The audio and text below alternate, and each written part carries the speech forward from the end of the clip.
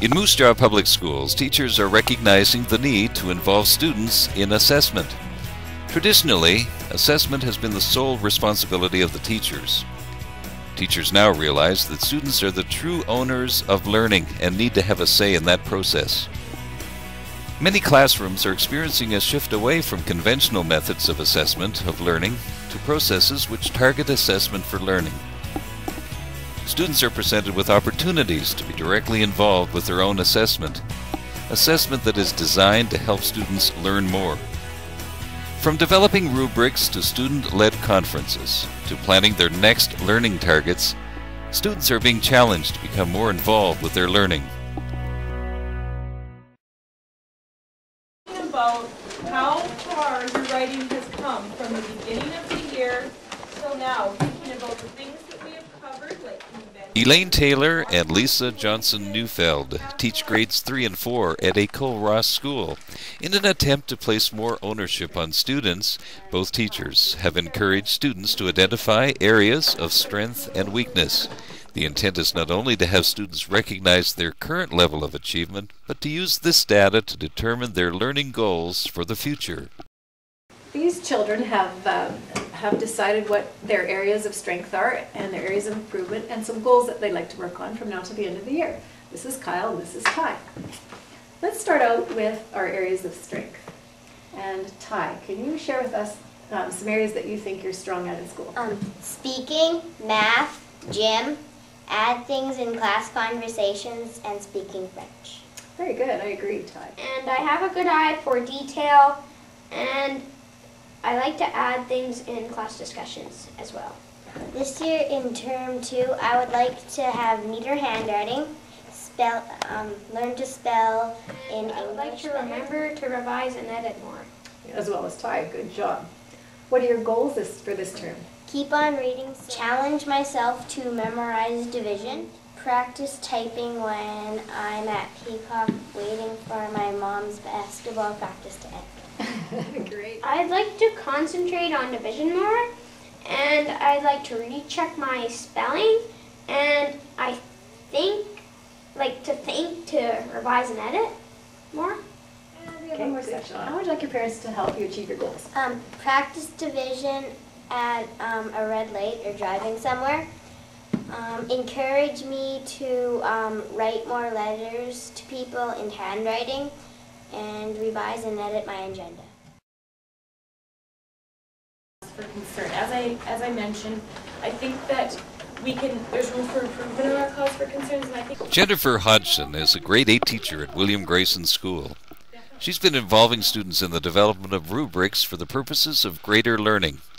Several times a year, Jennifer invites students to participate in creating a rubric for project-based learning. I'm hoping that we'll come up with a rubric that will help you when you're going through today. What we're going to do is we're going to come up with just a very simple rubric as to what sorts of things you're looking for, what sorts of things I'm looking for, so that we're more consistent with our ideas. I think I use rubrics to have more consistency between, with marking, between what they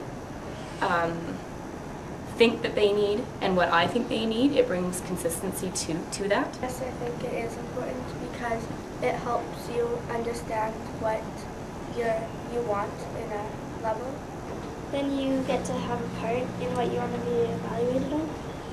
Well, I think they feel they're involved in the process. I think that they feel that they're essentially creating what their end product is going to look like. You know, you start with the end in mind and then work your way down rather than doing the product or the project and then, you know, guessing at what your mark's going to be. There's not as much of that gap of guessing. Staring at one person the whole time, like you're looking at everybody and making sure they know what you're talking about. Good. That absolutely nothing is completed, or it may mean something else. Jenny? That you can't judge on what they've done. I can't tell if they've reached their goal from what they've done. That's right. Good. I think it's a way to sit down with them if there are questions about their evaluation and discuss it with them and say, do you think you're a 4? Do you think you're a 3 and why? And we can go through each point. It's laid out and it's easier to use for them. And then I don't really have to be there to explain the project. They have it right in front of them and it's obvious to them. There's no surprises. and think about responses to question and what we've put on the board over there, and we will finish that up another day. So, good job. We started out by having a pre-test and realizing that we are missing a lot of our basic foundational objectives according to the curriculum. So what we did then is we started back from scratch with Mrs. Brenner, remember? At Westmount School, Faith Daniels was concerned with her students' understanding of geometry. Faced with the challenge of starting with the curriculum or finding where her students were at, she decided to try something new. Faith began by involving students, identifying learning targets in terms they could understand. Beginning with vocabulary development, Faith and her students built rubrics to help each other feel more comfortable and achieving growth in their learning. Students were eager to work together and quickly became eager to move from beginner levels to more expert levels of understanding. Yesterday they just chatted the whole time. Hey, is there any sense of parallels on here? Rip off the front page if you think that'll help you. Polygon is two rules. It has straight lines and it's closed. And it's closed. That's straight and that's closed. Yeah, it's polygon. And it's a regular polygon. As a teacher, I don't feel really confident, especially in the geometry area. It's been an interesting process because I'm not really confident and I get really nervous trying new stuff. And so when I did the first test, I said to her, like, my God, how do I mark this? I have no answer sheet. I have to have, there's, I don't know how many, 20-some different of these alpha shapes, and how do I come up with an answer sheet that makes it easy for me to mark it so I'm not taking forever to do it? And so then she suggested, well, have the kids look at it, and why don't you go from there and use this as another kind of a pre-test or an assessment of their learning, just for them personally, not really for me, so it's kind of a step of growth along the way. So we did that, and the kids come up with the neatest rubric. You have an idea of how much you're actually learning, kind of thing? Some of the vocabulary is tell you what to work towards. Mostly, what I really loved about it is the kids, the vocabulary they're using, and they're talking together, and they're challenging each other. Well, it's con, I think so. oh wait, yeah, it is a... It's neat to me to see it because I've been 5 years here at Westmount. I've never seen kids really get into math, and because the kids are concerned, they want to do better and they want to know how to do better, and that's, I suppose, if anything I've seen, that's what I've seen come from this. They're very concerned at not staying at a beginner level. They realize that they want to move forward, and I'm hoping that we see it transfer in all the other areas, for me as well as for them. The way we're doing it, we kind of figure out by ourselves, like, that we know we're figuring out what we're doing wrong, and you don't have to have the teacher tell you everything. It's a whole different way of learning, and the kids are just totally loving it.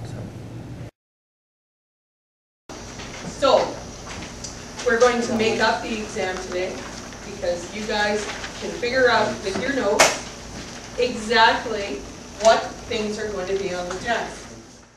Students in Laura Fenwick's Biology 20 class play a key role in their assessment. Laura involves her students in deciding on test items. As a regular practice, these Central Collegiate students consider the work they've done and help decide on what's important and how they should best be evaluated.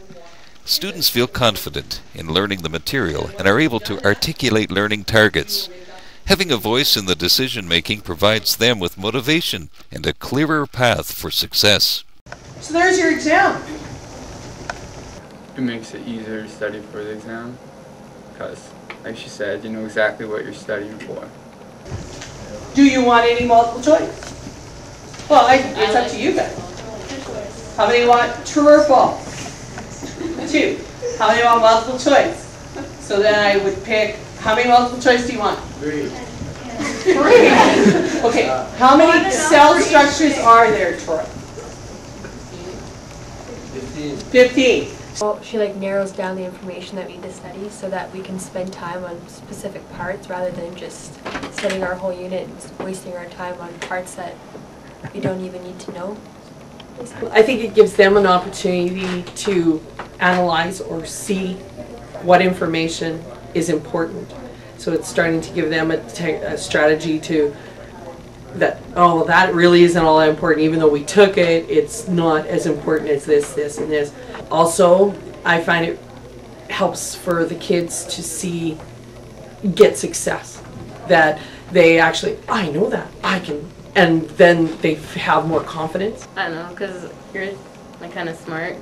Like people who aren't, like me or whoever, it's better to know, because I'd rather I like to know. feel confident going into the test rather than unsure what's on there and not know what I'm doing, even though if you did study all your notes, you're not positive you know it. As the other kids, the quieter kids, see that they can have a voice, that no, we don't want that, like today's example of no, we don't want the use of the microscope. A couple of the girls that never talk at the front were, no, that would be easy marks, and then they see that, oh, we can contribute and make it our test. I think they make their own exam harder. They cover more content than I do. Yeah, I think the kids are more attentive. My next unit will be even easier to go through because the kids will see and they'll want the next part. Well, this will be the next, and it does. It pushes them to, and they want more evaluation. They want to know where they're at. They want, I guess, reward for what they're doing, and that's what they see it as. That one, right? Yes, that's... Student-led conferences may be one of the most positive trends in assessment for learning. Stéphane Gauvin teaches French immersion at École Ross School. He's recently begun using student-led conferences. Parents and students have both responded positively to this method and appreciate how this method shifts the accountability of learning back to the student. Stéphane agrees, and as he puts it, I don't think I'll ever go back to the traditional way. We didn't retest it this term. It's probably a 5-9 level in English. Now my English spelling level is now at a grade and a 6.1. I really like it because you get to sort of make up the interview and put your opinions into the interview. It puts the onus on the student as well. The student can actually see the improvements because I focus it on keeping concrete data that the student can present to the parents. And I like the fact that I'm kind of out of the picture, that the data is there and there's no refuting it. I love it. It's our 5th child, and these have been the funnest interviews I've ever been involved in because it's nice to have your child share how he feels, and I think it gives him a sense of pride. It also takes away the problem of having to leave here and then have another conversation that's not a part of this, and sometimes you're saying, oh, the teacher suggested this, you know, and now you're into debate. Well, there's no debate now, you know, we're part of it, he's agreed to it, and he's identified his own issues. I think it's just very, very positive. I mean, this is our 2nd one, and we came away with a different kind of discussion. So it's been I love it. I don't think I'll ever do it the traditional way again.